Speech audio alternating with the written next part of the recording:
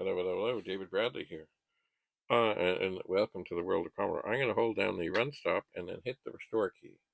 And that should send the computer back to the blue on blue screen that is very hard to see. And then, remember, run stop and restore. You hold the run stop, hit the restore. That'll get you out a lot of things if you're kind of stuck.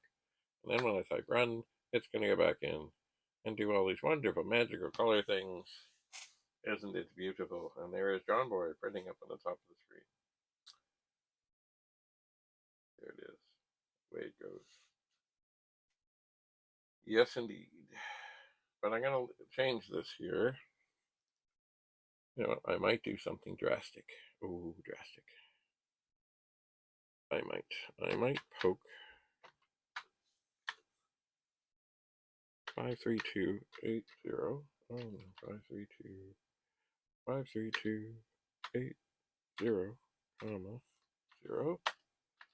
And then I might poke 53281.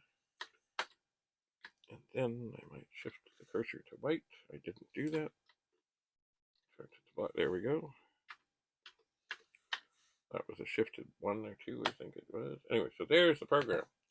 Now here is a magical moment. I am done with this program. And to get it out of memory, I'm going to type new.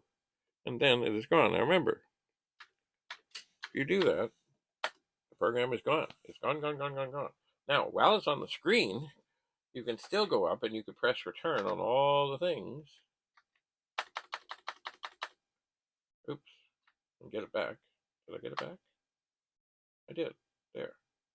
By the way, it comes up with an out of data error. That means you've hit return on the word ready because it's trying to read something. That's something that goes way back to the pet days. But anyway, so the program was gone. I got it back. But if you type in new and you don't have the program on the screen, for example, like this, NPW, and you type list, it's gone, gone, gone, gone, gone, gone, gone, gone, gone, gone, gone, gone.